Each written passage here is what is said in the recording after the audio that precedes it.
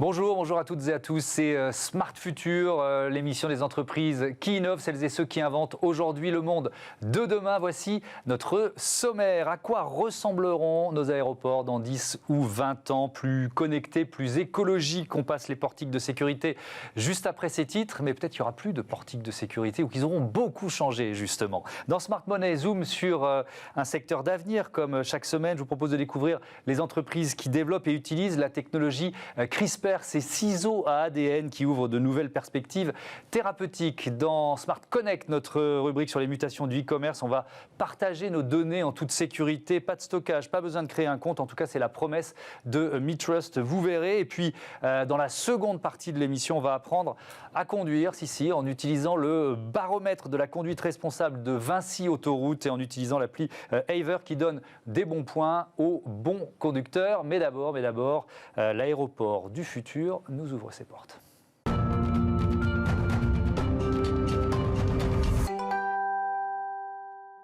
C'était il y a 20 ans, le 11 septembre 2001 nous faisait entrer dans une nouvelle ère, celle de la guerre contre le terrorisme islamique. Une nouvelle ère également synonyme de nouvelles règles de sécurité pour monter dans un avion. Le secteur s'est adapté comme il s'adapte aujourd'hui aux conséquences de la pandémie ou aux exigences environnementales. Mais à quoi ressembleront nos aéroports dans 10 ou 20 ans? Vont-ils radicalement changer de physionomie? On en parle tout de suite avec mes invités. Edward Arkwright, bonjour. Bonjour. Bienvenue, vous êtes le directeur général exécutif du groupe ADP. Sergio Colella, bonjour. Président de CITA Europe. Et Laurent Pellegrin, bienvenue à vous aussi. Vice-président de France d'IDEMIA. Je ne vais pas vous demander de présenter ADP, mais peut-être en un mot, CITA Europe, Sergio Colella, c'est quoi? Alors, CITA, c'est une entreprise mondiale qui permet au transport aérien d'avoir les services nécessaires à son fonctionnement. Mondial parce qu'on est présent dans 200 pays, on opère au travers de 1000 aéroports et c'est tous les services qui permettent aux compagnies aériennes, aux aéroports, au gouvernement d'assurer une expérience du passager qui soit la plus fluide possible en termes de technologie, en termes de système d'information. Donc dans CITA, il y a télécommunications aéronautiques, mais ça va bien au-delà de ça? Absolument. On a été fondé il y a 70 ans par les plus grandes compagnies aériennes en 1949. À l'époque, il y avait 50 millions de passagers dans le monde. En 2019, il y en avait 4 milliards. Et depuis, on a grandi avec le secteur aérien. On fait des télécommunications, on fait des systèmes d'information, on fait des kiosques qui permettent de traiter automatiquement l'expérience du voyageur. Et donc, c'est l'ensemble des solutions qui permettent au transport aérien de fonctionner correctement. Avec évidemment beaucoup d'innovations. IDEMIA, on est dans la reconnaissance faciale, c'est ça? Alors on est plutôt dans la biométrie, dont la reconnaissance faciale fait partie. L'ADN, alors IDEMIA, c'est 14 000 personnes, c'est une société française donc qui est présente dans 180 pays.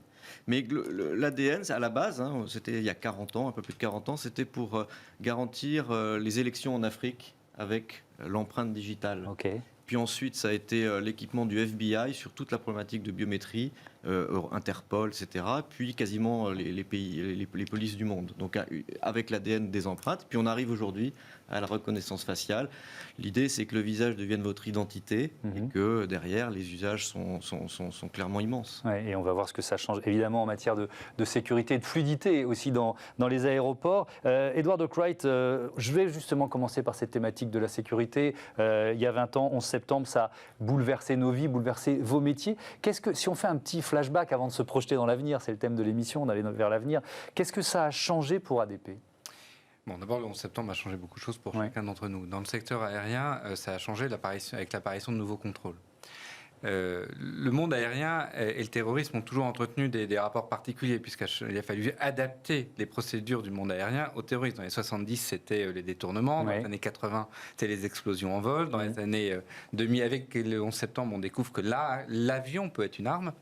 Et donc, 2 jours après, vous avez la mise en place d'un certain nombre de mesures qui, pour faire simple, sont le contrôle systématique de tous les bagages, aujourd'hui avec 3 niveaux de contrôle. Et pour faire simple, c'est le fait de sécuriser les cockpits, ce qui n'était pas le cas précédemment. Et puis après, il y a eu des évolutions depuis. En 2006, suite à une alerte, un attentat raté à Londres, on a mis en place une réglementation sur les liquides qui fait que vous ne pouvez plus prendre votre bouteille d'eau. Ou que, voilà, nous avons des tas de déchets à recycler.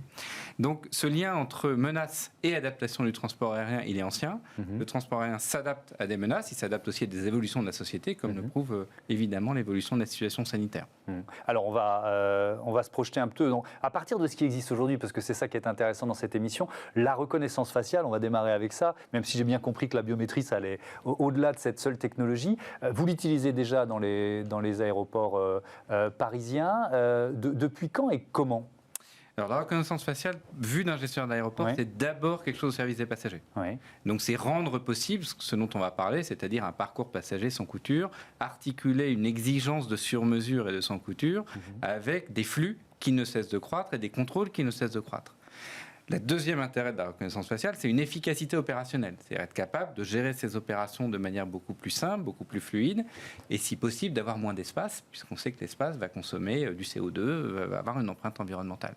Et puis à côté de ça, il y a une utilisation en termes de sécurité, que par exemple l'attentat de Zaventem a bien montré, qui fait qu'on s'est rendu compte qu'avec des caméras, qu'avec des systèmes de reconnaissance à l'intérieur de l'aéroport, on pouvait peut-être essayer de prévenir.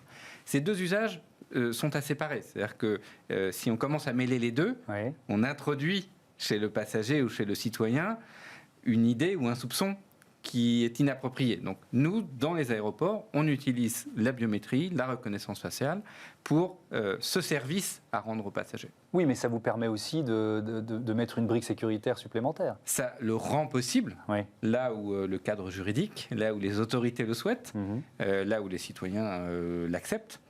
C'est pas ce que nous faisons dans les aéroports parisiens. Dans les aéroports parisiens, si vous, tout d'un coup, vous utilisez la reconnaissance faciale pour des exemples qu'on va évoquer, vous le faites dans un cadre qui vous garantit que ces données sont anonymisées, qu'elles ne sont pas conservées et que donc elles sont extrêmement compatibles avec les droits et les libertés publiques, en tout cas la conception que nos sociétés s'en font. Alors comment, je démarre souvent mes débats par cette question, je vais vous la poser à tous les trois, et on ne va pas aller en 2040 parce que c'est peut-être un peu loin, mais si on est dans 10 ans, qu'est-ce qui pour vous va peut-être radicalement changer dans un aéroport ? Sergio Colella.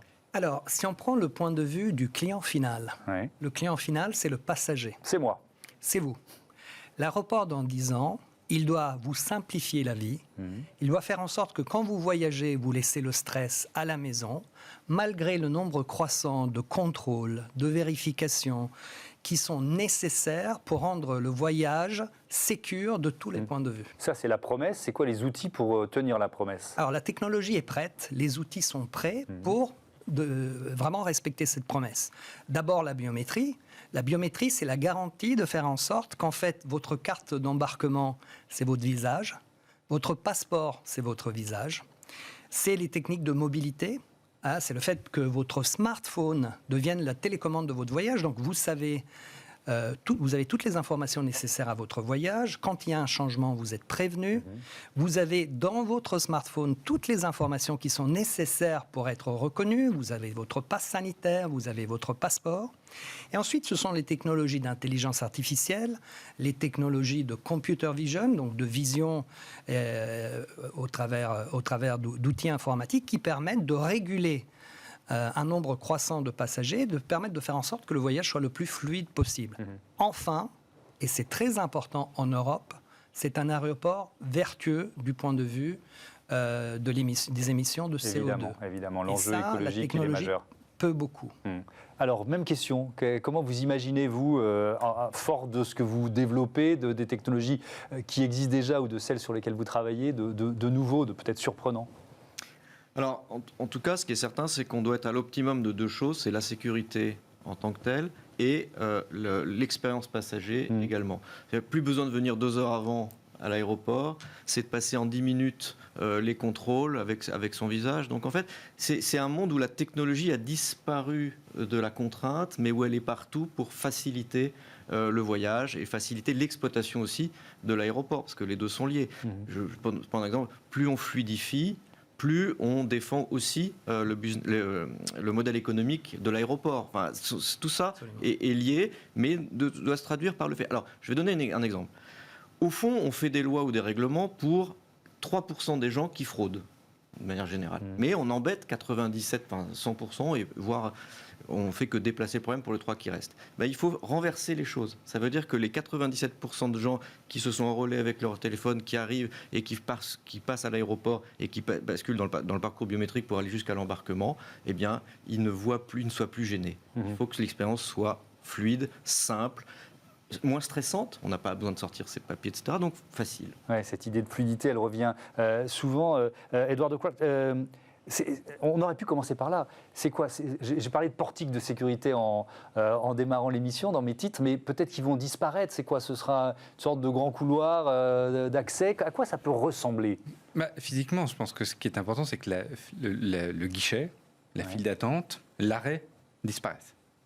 Dans un aéroport, vous ne ferez pas disparaître la distance physique. Vous aurez à aller d'un point A à un point B. Nos aînés, pour ceux qui connaissent l'architecture aéroportuaire, Paul Andreu, par exemple, le grand architecte des aéroports parisiens, avait théorisé le fait qu'il fallait être très près entre le moment où on rentre dans l'aéroport et le moment où on rentre dans l'avion. On voit qu'aujourd'hui, c'est très loin, cette vision-là. Bien sûr, on nous affiche même les temps de déplacement. On a cette chance de se déplacer très peu.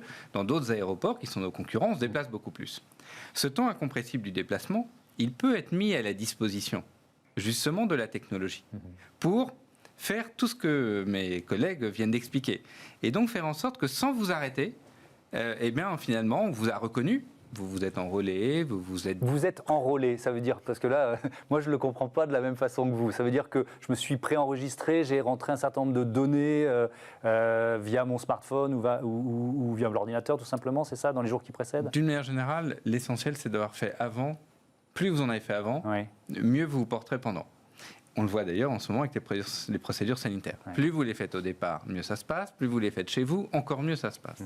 Donc, sans relais, ou d'une manière générale, vous avez expliqué, vous avez désigné le fait, vous avez exprimé le fait que vous allez venir à l'aéroport. Okay. Vous, Thomas Hugues, vous allez venir à l'aéroport tel jour pour prendre tel vol. La compagnie le sait, mais pas forcément l'aéroport.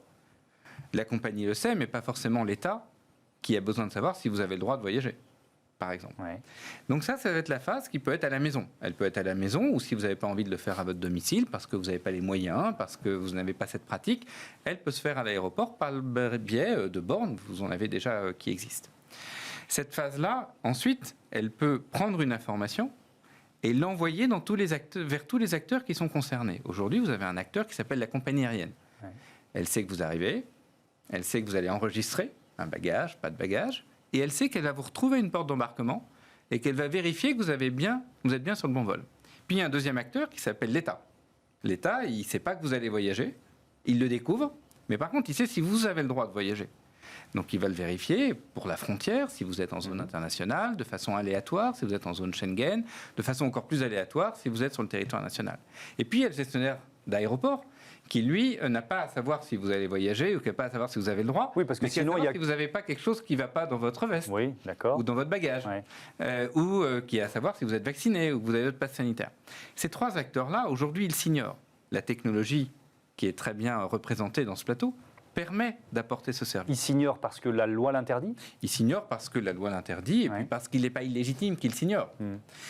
Ce que permet les technologies développées par mes collègues, c'est que du coup, vous pouvez prendre une même information, l'envoyer vers ces acteurs, faire en sorte qu'elle soit traitée et qu'à la fin, on vous dise « Oui, Thomas, vous avez le droit de voyager ». Cette vision de l'aéroport à 2030, elle n'est pas du tout fantasmagorique d'un point de vue technologique. Elle est beaucoup plus complexe du point de vue des process, du point de vue des réglementations, du point de vue le fait de faire travailler les gens ensemble. C'est ce à quoi nous nous employons. Pour que ça fonctionne, il faut des aéroports évidemment de plus en plus connectés. La 5G, c'est une obligation pour vos métiers, Sergio Colella ? La 5G sera une accélération. Ouais. Parce que le point de départ qui vient d'être très bien expliqué, c'est que notre objectif, c'est de rendre simple et fluide quelque chose qui est complexe. Il y a de nombreux acteurs dans un aéroport. Il y aura dès après-demain à nouveau, on l'espère, 4 milliards de passagers, donc des flux extrêmement importants. Il faut que le voyageur, son bagage, passe par l'aéroport. Il y a 7 ou 8 intermédiaires avant qu'il arrive à l'aéroport de destination. Donc, la technologie doit permettre de rendre ça plus simple. Alors, à la fois en préparant en avance toutes les étapes du voyage, donc il faut que l'aéroport commence avant l'aéroport, avec les procédures de pré-embarquement, de contrôle sanitaire qui soient faites de manière digitale. Et ensuite, dans l'aéroport, si on veut optimiser chaque moyen, que ce soit le bus, que ce soit le temps de roulage de l'avion, que ce soit la connectique entre tous les outils qui permettent à l'aéroport de fonctionner, la 5G sera un accélérateur. Pourquoi ? Tout simplement parce que le temps d'échange et la quantité d'informations échangées sera multipliée par 10. Donc, on accélérera. On pourra envoyer des fichiers lourds, on pourra envoyer des vidéos, on sera capable d'avoir des véhicules autonomes sur le tarmac. C'est ça la promesse de la 5G. Donc une accélération. Ce que j'entends vraiment, c'est plus on fait de choses, déjà aujourd'hui, mais ça sera encore plus vrai après, plus on prend d'avance, plus on fait de choses avant d'arriver à l'aéroport, plus le système que vous êtes en train de mettre en place fonctionne. Absolument. C'est ça, hein. C'est une question de collaboration entre les acteurs. Pour votre voyage, sans que vous le sachiez, votre information, et vous êtes géré par un nombre important d'acteurs. L'aéroport, le contrôle aux frontières, l'opérateur de votre bagage, une première compagnie aérienne, peut-être un aéroport intermédiaire, une deuxième compagnie aérienne, l'aéroport d'arrivée, la frontière. Donc il y a énormément d'acteurs, en moyenne plus de 10 acteurs, qui doivent intervenir pour faire que votre voyage soit le plus fluide possible. La technologie le permet, d'ores et déjà, c'est une question d'intégration et de coopération. Alors comment ce que j'entends depuis le début, c'est, vous dites, la fluidité, le service aux passagers, et puis la notion de sécurité. La technologie fait que c'est la même technologie qui permet de répondre aux deux impératifs. Comment justement vous intégrez les notions de respect des données, peut-être le choix du passager, de dire je communique sur tel élément et pas sur tel autre. Est-ce que c'est la logique de l'avenir pour vous, ça ? En tout cas, le périmètre réglementaire, voire presque philosophique, en tout cas en Europe, c'est le consentement.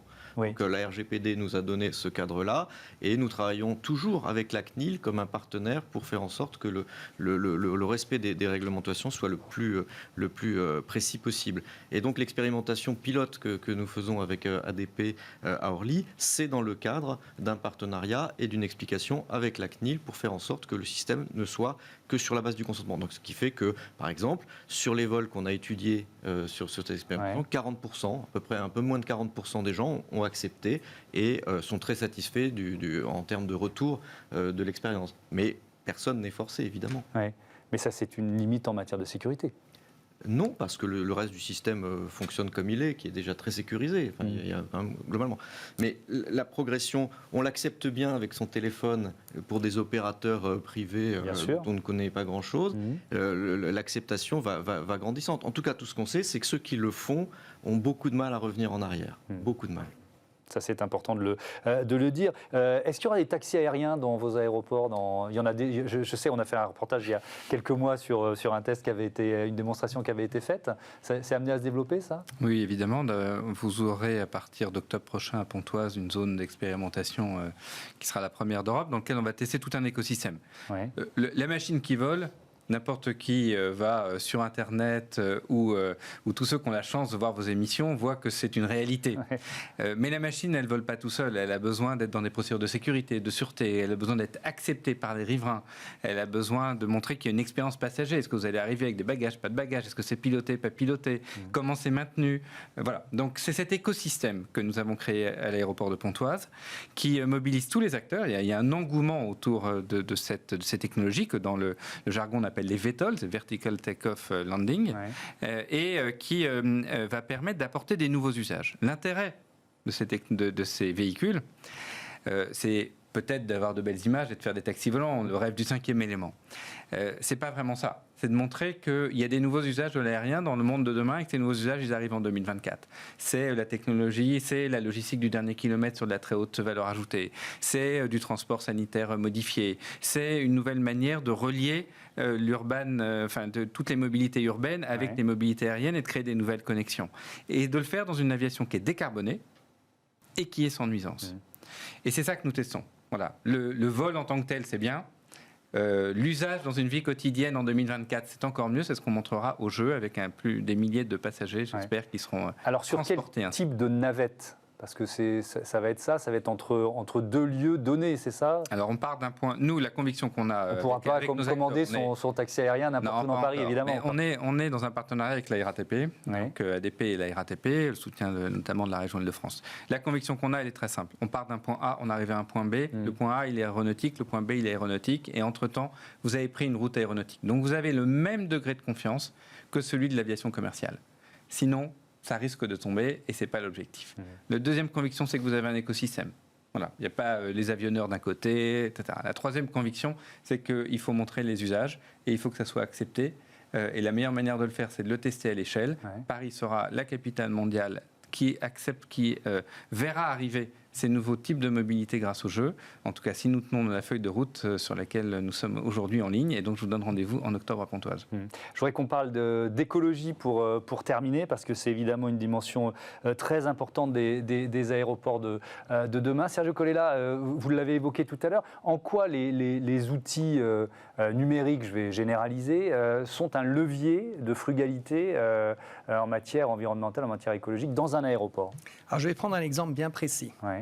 Nous avons racheté, en tant que CITA, Société Mondiale, une très belle start-up française qui s'appelle Safety Line, qui produit un software sur la base de big data qui permet d'optimiser les phases de décollage et d'atterrissage de chaque avion en fonction du comportement individuel de chaque avion.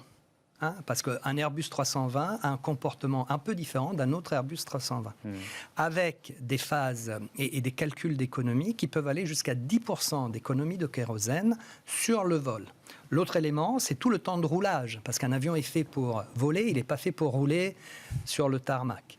Quand on optimise ça, on est capable de réduire la consommation grâce au big data de kérosène et donc de CO2 de l'ordre de 10%. Ça veut dire, sur un Paris-Nice où on peut compter 3 tonnes de kérosène, des économies entre 100 et 200 kilos de kérosène par voyage.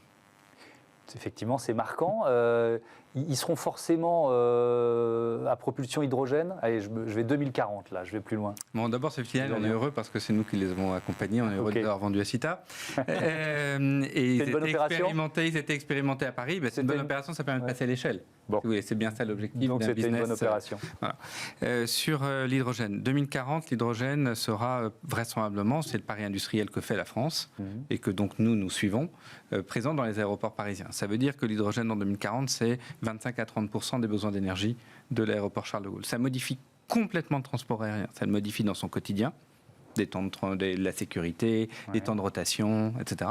Ça le modifie dans son rapport au territoire. Ça met à la disposition de tous ceux qui nous entourent une énergie propre, et ça modifie ces éléments de compétitivité, puisque l'hydrogène, en gros, c'est fonction du coût de votre électricité. Si vous avez un pays à électricité compétitive, vous aurez un aéroport compétitif. Est-ce que ça modifie aussi le look des avions? Est-ce qu'il va falloir qu'il change un peu? Oui, puisque l'hydrogène pour voler a besoin d'être liquéfié, et donc ça ne marche pas très bien avec la forme des avions d'aujourd'hui, donc vous aurez des petites modifications. Un peu plus ventru peut-être? Un petit peu plus ventru, oui. Voilà. Mais l'avantage de l'hydrogène, c'est que c'est une technologie qu'on connaît assez bien pour la faire venir.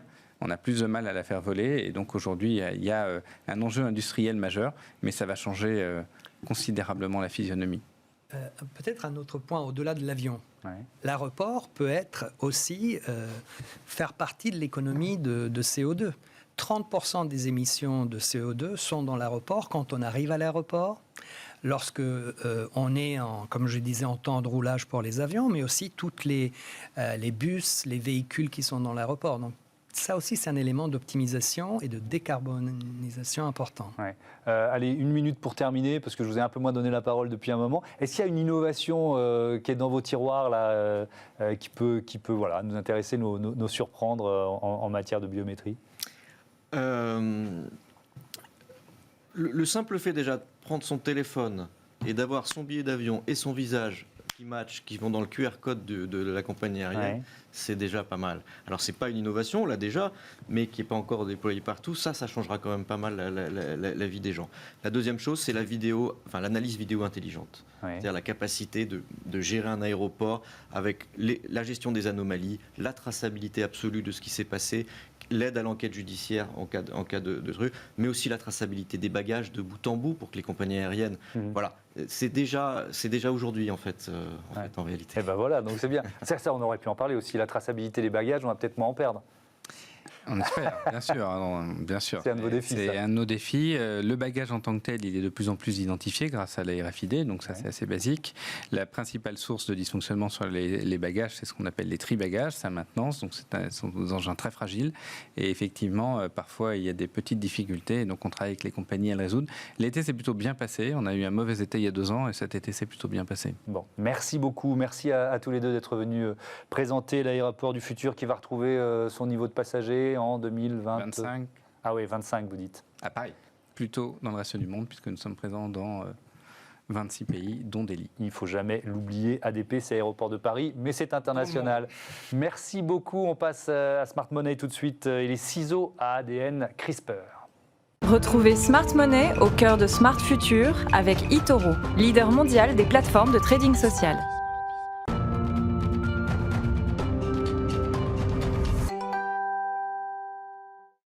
Smart Money, notre zoom hebdomadaire sur un secteur d'avenir avec eToro. Bonjour David Derry. Bonjour. Bienvenue, vous êtes analyste de marché chez eToro et vous allez jouer avec notre ADN aujourd'hui. Alors pas moi en tout cas, mais c'est vrai qu'aujourd'hui on va parler d'un thème assez intéressant qui s'appelle CRISPR. Donc CRISPR, qu'est-ce que c'est ? C'est une technologie génétique en fait qui permet de manipuler des séquences d'ADN. Donc ça a été inventé par une chercheuse française d'ailleurs qui s'appelle Emmanuelle Charpentier. Et aujourd'hui c'est une technologie qui permet, pour schématiser vulgairement, de découper l'ADN et de après guérir justement certaines maladies. Oui, alors supprimer, remplacer ou ajouter précisément une séquence d'ADN. Effectivement, on emploie souvent l'image de ciseaux à ADN. Quelles avancées thérapeutiques justement ? Aujourd'hui, la technologie CRISPR, les espoirs sont en fait qu'elle peut guérir beaucoup de maladies. Alors le premier, ce serait le cancer.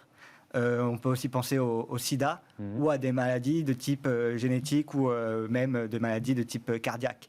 Donc même si ça peut paraître utopique, la technologie CRISPR aujourd'hui, c'est justement la promesse d'arrêter les cancers, d'arrêter... Ça ouvre en tout cas un espoir et des pistes en la matière. Alors on va parler de plus business maintenant. C'est quoi la taille du marché CRISPR ? Alors aujourd'hui, la taille du marché CRISPR en 2021, c'est un peu plus de 2 milliards, c'est 2,1 milliards environ. Mais c'est une technologie qui devrait continuer de croître justement à un taux de croissance d'environ 21,7% par an pour atteindre justement en 2028 une taille de 7,4 milliards de dollars. Donc c'est aujourd'hui quand même un marché assez important. Pour vous donner une ordre d'idée, aujourd'hui il y a beaucoup d'analystes qui comparent l'investissement dans la technologie CRISPR à l'investissement dans les antibiotiques ou dans la technologie des rayons X en 1900. Ah oui, effectivement, donc avec une sacrée perspective de croissance. On a parlé santé, est-ce qu'il y a d'autres secteurs concernés ? Il y a d'autres secteurs concernés. Alors on peut penser à l'agriculture, on peut aussi penser aux énergies renouvelables.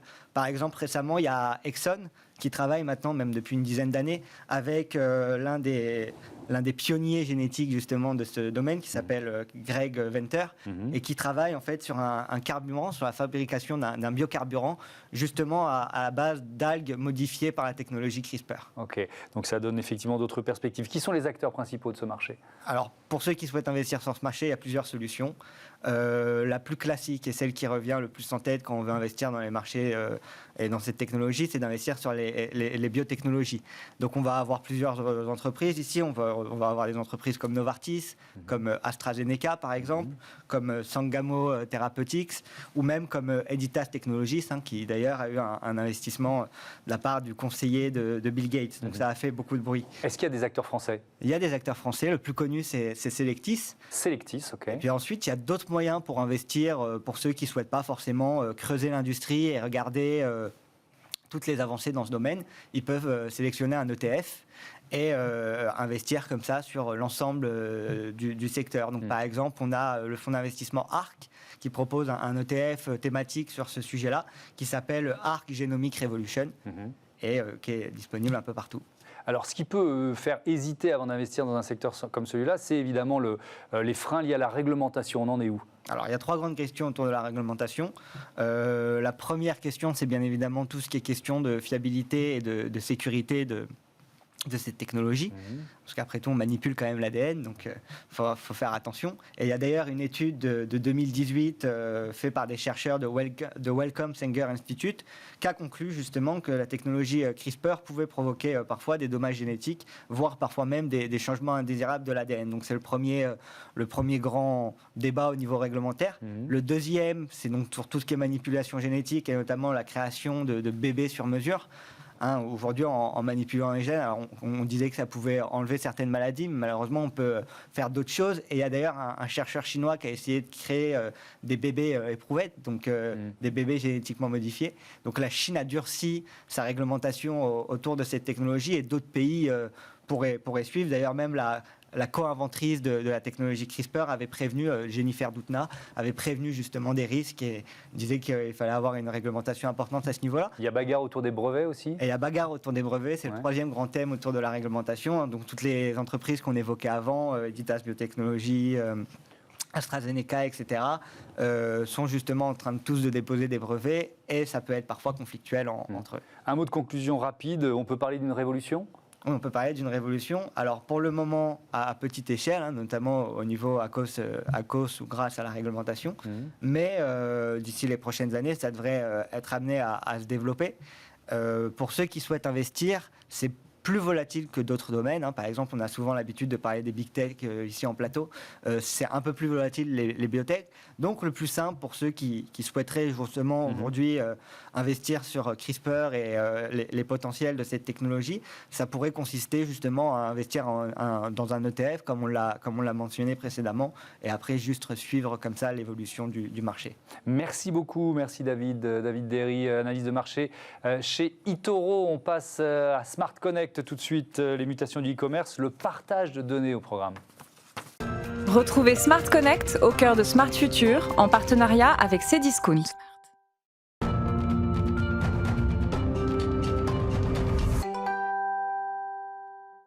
Smart Connect avec Xavier Drillon, bonjour. Bonjour. Bienvenue, vous êtes le président cofondateur de MyTrust. Vous l'avez créé quand ? Et puis surtout avec quelle ambition, quelle idée ? Écoutez, on l'a créé après il y a 2 ans. Ouais. On est parti du principe que dans un monde de plus en plus transactionnel, il fallait de la confiance. Essentiellement, avec la digitalisation de l'ensemble de notre économie, on a besoin de confiance dans les échanges. Et qui dit confiance, dit échange de données sécurisées. Et donc, le principe de MyTrust, c'est de nous permettre à tous d'échanger de façon simple et sécurisée nos données personnelles. Alors, vous dites pas de stockage de données, pas besoin de créer un compte. Comment ça marche ? Comment ça marche ? En fait, on a un intermédiaire de confiance qui permet aux utilisateurs d'aller chercher leurs données auprès de sources qui sont fiables par construction et qui ont déjà leurs données.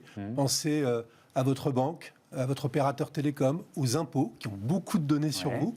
Et en fait, nous, on intervient pour permettre d'aller chercher ces informations sous votre contrôle, avec votre consentement. C'est ce que j'allais vous demander. Et de mettre à disposition, absolument. On est très, très RGPD, qui est vraiment dans l'ADN de la société. On peut prendre un cas d'école, un exemple avec l'un de vos clients, c'est mesvoisins.fr. Oui. Qu'est-ce que vous faites avec eux ? Quelle valeur ajoutée vous leur apportez ? C'est un client très sympathique. C'est un site de voisinage. Ouais. Et alors, en fait, Thomas, imaginez que quelqu'un veuille vous rendre un service dans votre voisinage. Vous avez quand même envie de vous assurer que c'est quelqu'un qui est bien dans votre voisinage. Ouais. Et donc, on va venir vérifier son nom et son adresse pour qu'il soit membre de la plateforme. Et on va donc leur proposer de vérifier ces informations en allant chercher un référent qui les connaît déjà. À nouveau, votre opérateur télécom, votre banque, les impôts, EDF. En quelques clics, de façon simple et sécurisée, ces données vont être apportées et que ces données vont être apportées à la plateforme Mes Voisins pour s'assurer que vous êtes bien Thomas Hugues. Ok, donc ça veut dire qu'en m'inscrivant sur la plateforme, je vais accepter de partager comme ça et de faire vérifier une partie de mes données. On est bien d'accord, c'est ça le principe de tout se passe fonctionnement. avec votre consentement et c'est totalement transparent. Vous voyez tout ce qui se passe. Le mot confiance, c'est le mot majeur, quoi. L'entreprise, elle repose. Le MyTrust. Voilà, l'entreprise repose sur ce mot. Mais qu'est-ce qui vous permet de tenir la promesse, vous voyez, de dire que vous êtes un intermédiaire de confiance ? En fait, la promesse, elle vient du fait que les informations, elles sont déjà stockées par des entreprises qui, pour la plupart, sont régulées par les États et qui donc ont l'obligation de vérifier ces informations. Lorsque vous ouvrez un compte bancaire, vous devez vous identifier, donner vos documents d'identité, un justificatif de domicile, etc. Donc ces informations qui sont stockées dans la banque et qui vous appartiennent, nous, on vient juste permettre de les mettre à disposition de plateformes qui en ont besoin, à nouveau sous votre strict contrôle. Qui sont vos clients aujourd'hui pour voir la variété un peu on a des clients en France, en Allemagne et aux Pays-Bas récemment. On est en gros dans 5 secteurs d'activité. Vous avez cité l'économie collaborative, les sites de voisinage. On est également dans les services financiers, ouverture de comptes bancaires, de crédit à la consommation. On est sur des plateformes de jeux en ligne qui, à nouveau, ont besoin de vérifier un certain nombre d'informations. On est également dans le secteur de l'onboarding de salariés. Lorsque vous recrutez des salariés, il y a un certain nombre d'informations à fournir. Et alors, à notre époque, à tous les deux, quand on a commencé à travailler, il fallait aller voir le responsable des ressources humaines et on arrivait avec son petit dossier, tous ses papiers. Aujourd'hui, on peut le faire de façon beaucoup plus fluide et sécurisée. Puis dernier secteur, celui de la conformité fournisseur. On va annoncer un partenariat avec le groupe freelance.com, qui est le numéro 1 du freelancing en France et qui se développe beaucoup en Europe, et qui a une magnifique société qui s'appelle Provigis sur la conformité fournisseur. Et là aussi, l'idée, c'est de sécuriser et de fluidifier ces partages de données. Je voudrais qu'on termine avec le thème de la frugalité numérique. On en parlera dans une autre émission de Bismart, Éthique et Smart, la semaine prochaine. C'est quoi vos objectifs en la matière ?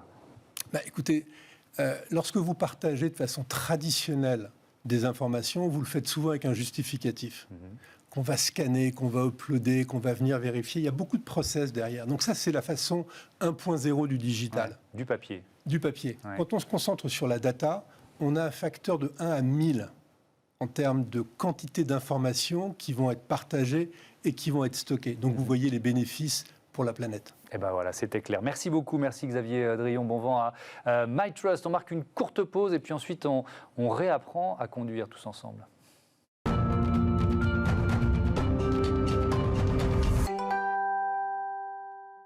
La seconde partie de ce Smart Future, consacrée comme chaque semaine aux entreprises qui innovent pour rendre la ville plus intelligente, plus connectée. C'est la Smart City qui nous ouvre ses portes. Tout à l'heure, on va découvrir le premier baromètre des villes marchables. Marchable, il vient d'être publié à la veille des assises nationales de la marche en ville. 7 Français sur 10 se plaignent des empiètements sur les espaces réservés aux piétons. Mais d'abord, des automobilistes, des motards, des trottinettes qui adoptent une conduite plus responsable, ça doit être possible, non? C'est tout de suite.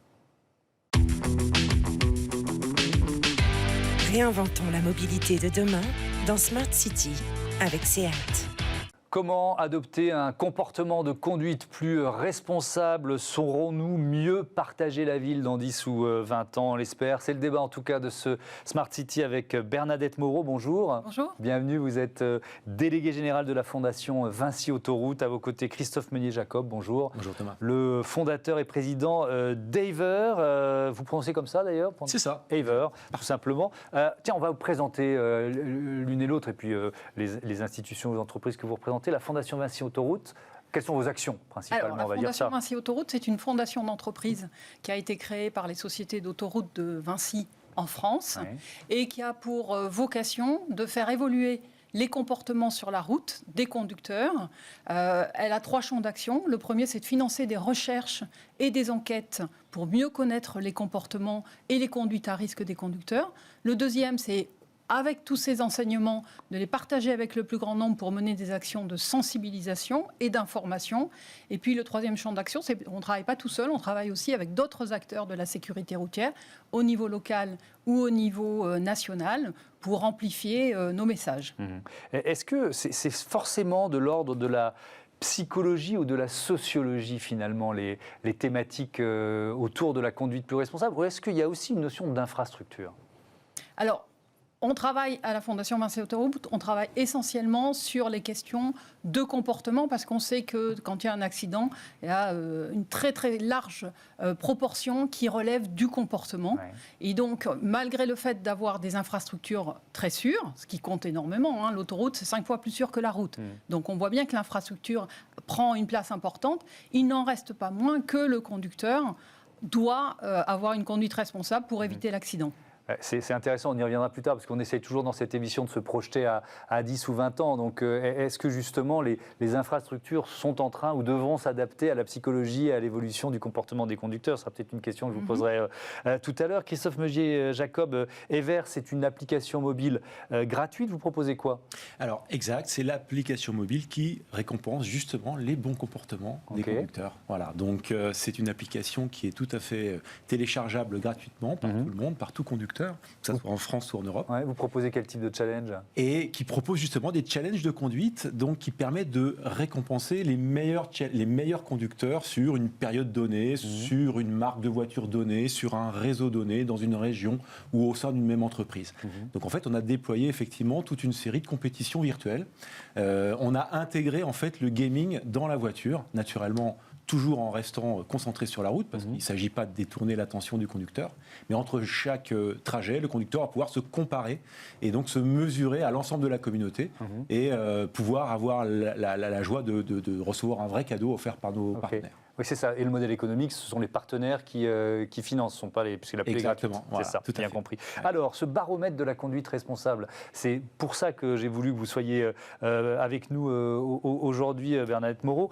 Quelques chiffres, tiens, qui moi, m'ont marqué. 79% des conducteurs français reconnaissent ne pas toujours respecter les règles du code de la route. Je vais être très honnête avec vous, si on m'avait posé la question, je serais dans les 79%. 16% des conducteurs français admettent ne plus être la même personne lorsqu'ils sont au volant. Là, j'y serais pas, je crois. 65% reconnaissent qu'il leur arrive d'injurier les autres conducteurs. La question, c'est souvent ou pas souvent, pour savoir si je suis dans les 66. 88% ont déjà eu peur du comportement agressif des autres conducteurs. Et ça, évidemment, ça m'est arrivé à moi aussi. Pardon de donner un petit côté égotique, mais c'est une façon de dire qu'on ne pointe pas du doigt ceux qui disent je respecte pas forcément toujours le code de la route. C'est le 11e baromètre que vous publiez, je crois.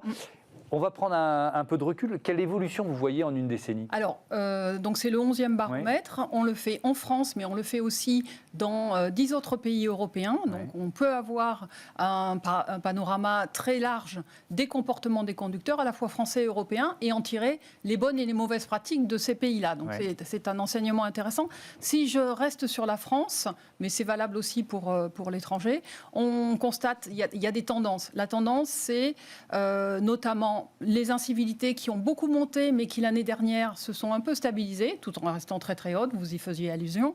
Et aussi un élément très fort, c'est la montée de l'inattention, très nette depuis 10 ans, on le voit très bien, notamment lié du smartphone et l'usage des outils connectés de manière générale, parce que le GPS peut entrer en ligne de compte aussi. Les outils d'aide à la conduite peuvent être aussi quelquefois des sources de distraction.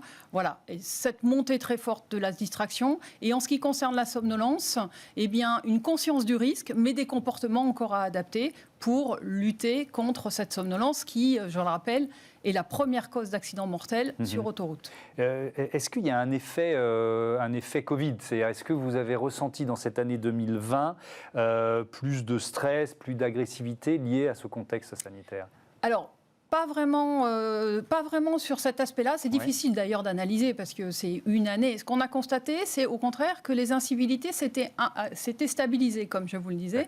Et on a pensé que cette stabilisation des incivilités, à un niveau quand même très élevé, elle était due au fait qu'il y a eu moins de trafic de manière générale, que ce soit sur les autoroutes, mais en ville aussi, et que le trafic est source de stress et d'agressivité au volant. Donc là, ça a fatalement un petit peu diminué.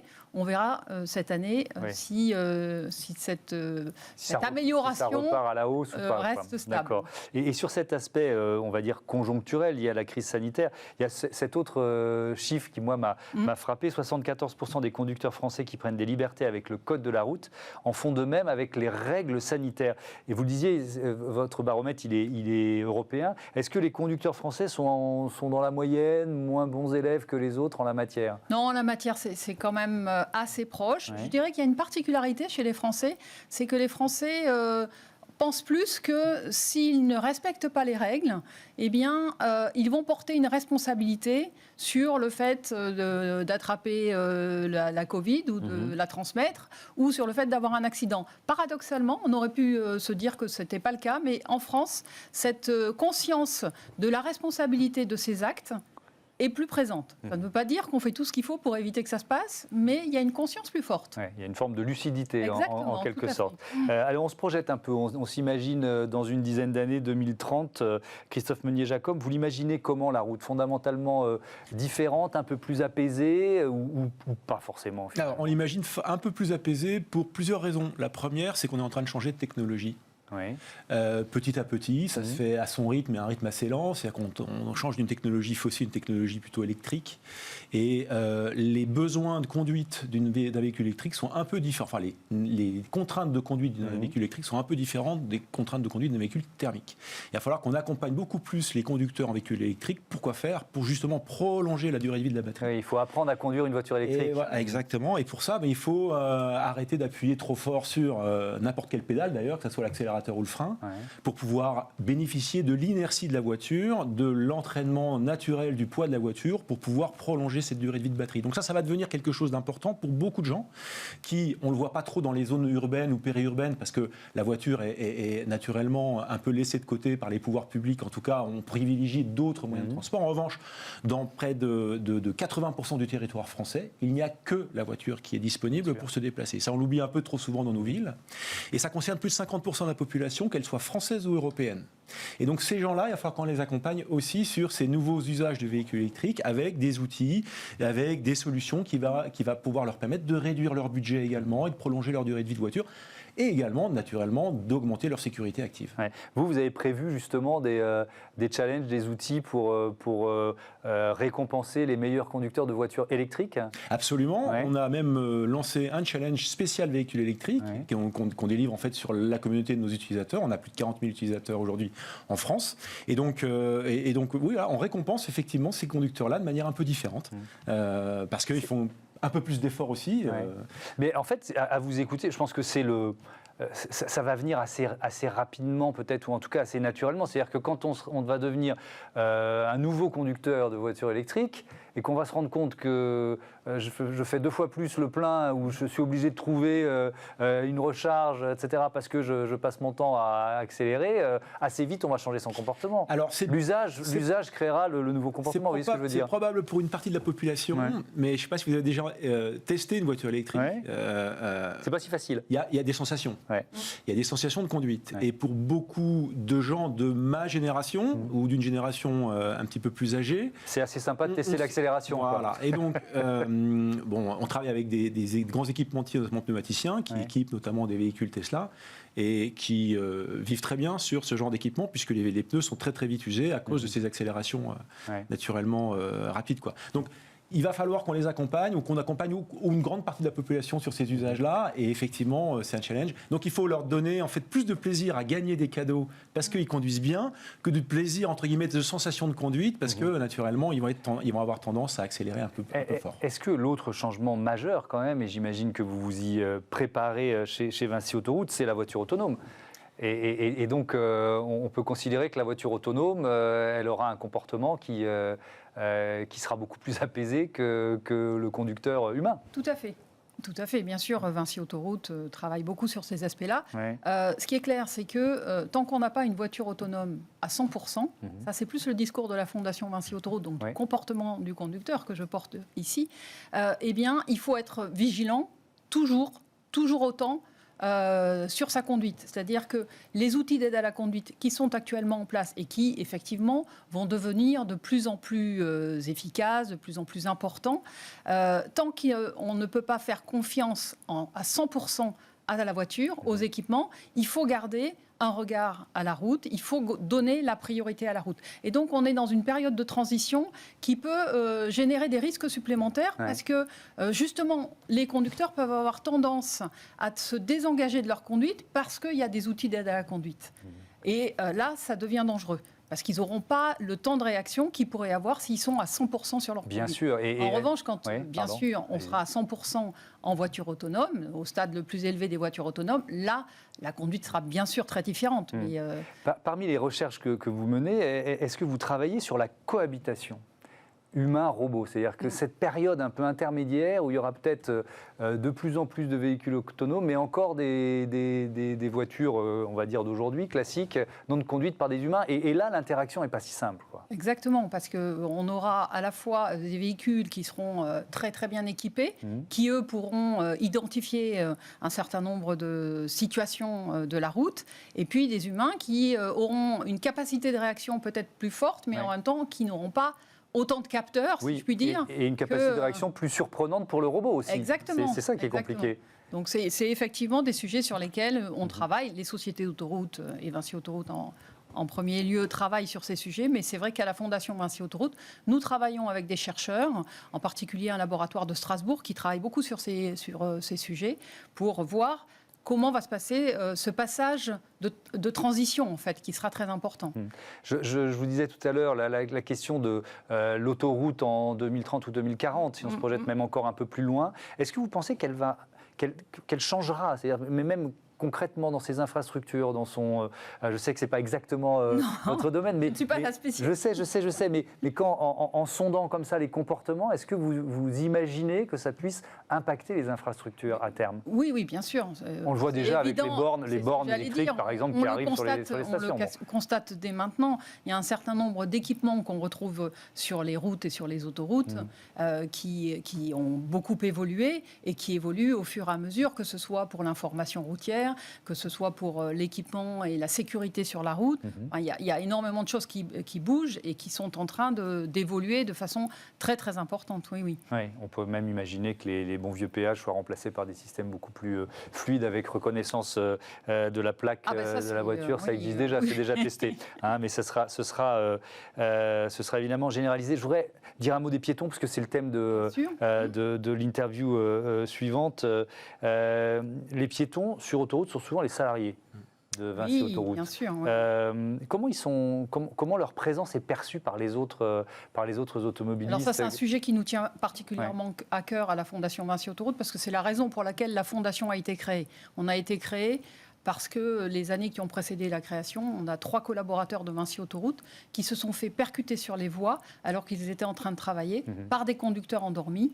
Et c'est la raison pour laquelle on travaille énormément sur la question du risque de somnolence. Et donc, les intervenants sur autoroute, ils sont à la merci de conducteurs qui ne respectent pas la règle du corridor de sécurité. C'est une nouvelle règle depuis 2018. Qui n'est pas forcément connue de tout le monde. 28% des Français ne la connaissent pas. Ne la connaissent pas du tout. Et 79%, c'est-à-dire près de 8 sur 10, ne l'appliquent pas systématiquement. Elle est très simple. Il suffit de se décaler quand on voit un fourgon à l'arrêt et de se mettre sur la voie de gauche pour éviter de le percuter. Et tout ça, c'est possible si on est 100% à sa conduite, concentré sur sa conduite, c'est-à-dire qu'on n'est pas en épisode de somnolence et on ne fait pas autre chose que conduire. Justement, on va parler du statut du piéton dans nos villes. Merci beaucoup, merci à tous les deux d'avoir participé à ce débat. On passe à Smart Move tout de suite.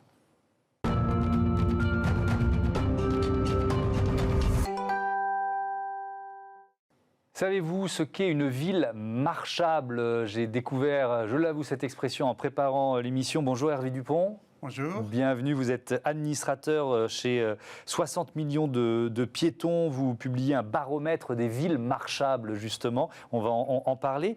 Comment vous définissez, vous, une ville marchable? En fait, c'est un néologisme. C'est une ville où le piéton est en sécurité et a plaisir à marcher, tout simplement. C'est aussi simple que ça, mais c'est pas gagné. Oui, il y a du boulot, on va le voir. Le collectif Place aux piétons, en partenariat avec l'ADEME notamment, il y a plusieurs partenaires, vient de publier donc ce baromètre des villes marchables. Peut-être d'abord, il faut expliquer comment il a été réalisé, combien de personnes ont été sondées et pour dire quoi? Alors d'abord, ce n'est pas un sondage au sens classique du terme, ce sont des gens qui se sont connectés sur un questionnaire. Et ça fait à peu près 60 000 personnes, France entière. Ils devaient d'abord dire de quelle ville ils parlaient, et puis répondre à un certain nombre de questions. Et puis quelques questions sur eux-mêmes également, ce qui nous permet d'avoir une idée globalement des préoccupations des piétons et des marcheurs selon les catégories, parce qu'il y a beaucoup de catégories différentes. Je reviendrai là-dessus si vous le voulez. Et puis ensuite, par ville, pour que ça permette aussi localement à améliorer le confort et la sécurité des piétons. Avec un classement des régions et des villes qui va de A à G, c'est ça? Oui, alors le classement, c'est important. Mais ça n'est pas tout. Ce qu'il faut voir, c'est les différents indicateurs. Parce que les classements sont assez d'ailleurs différents selon, par exemple, les gens de la Fédération de la randonnée pédestre, qui font partie du collectif.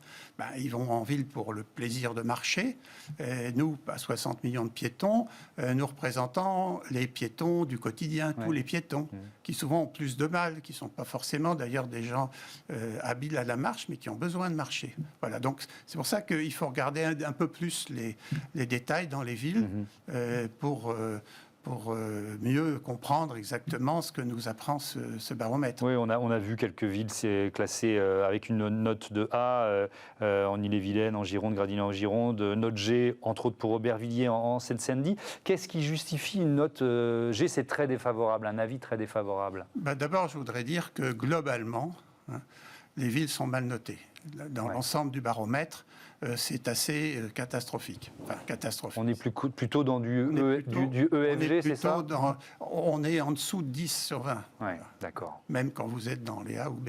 Ouais. Enfin, A et B, vous devez être à 11 ou 12%. Voilà. Ah oui, donc on est mal noté. On est mal noté. Ouais. Et ça, c'est un constat que fait tout le monde. C'est que dans l'aménagement des villes, dans les préoccupations même du ministère de l'écologie, on tient compte des véhicules, des vélos, des voitures, etc., mais pas du piéton. C'est très récent. On n'a d'ailleurs pas de statistiques fiables sur les piétons blessés sur les trottoirs, par exemple. Choses comme ça, parce que c'est totalement ignoré des pouvoirs publics. Ça commence à venir, mais c'est très ignoré. L'idée, c'est toujours, on aménage la ville, on essaie de régler à peu près les conflits entre les vélos, les trottinettes, les voitures, les bus, tout ça. Mais le piéton, il se débrouillera toujours. C'est pas vrai. Voilà. Les assises nationales de la marche en ville se tiennent le 17 septembre à Marseille. Donc vous venez de faire le constat de ce retard français. Vous en attendez quoi de ces assises? On attend de ce baromètre et de ces assises une prise de conscience des pouvoirs publics. C'est la première fois qu'on fait ce baromètre.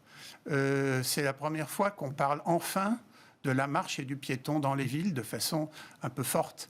Donc il y aura beaucoup de conférences, il y aura aux assises des responsables de ville, des responsables de l'État et autres, et puis des simples piétons ou marcheurs. Et c'est cette prise de conscience qui est très importante pour nous, pour qu'on considère aussi le piéton comme un acteur important de la ville. C'est quand même nous qui faisons le plus de déplacements en ville, les piétons, et puis le piéton, il est jamais dangereux pour les autres, mais il est le plus vulnérable. Donc vous voyez, il y a quand même un gros travail à faire. Et beaucoup de progrès à faire, on l'a bien compris. Merci beaucoup, merci Hervé Dupont d'être venu dans cette émission. À bientôt sur Bismart. On suivra ces assises nationales de la marche en ville qui se tiennent ce 17 septembre à Marseille. Je voudrais remercier également Caroline Ricross qui est à la production de Smart Future pour toute cette saison. Bienvenue et merci Caroline. Alice Pitavi à la réalisation, Saïd Mamou au son. Je vous donne rendez-vous très vite pour un prochain Smart Future, ce sera le week-end prochain, ou alors dès lundi pour Smart Impact, l'émission de la RSE sur Bismart, la chaîne des audacieux. Salut.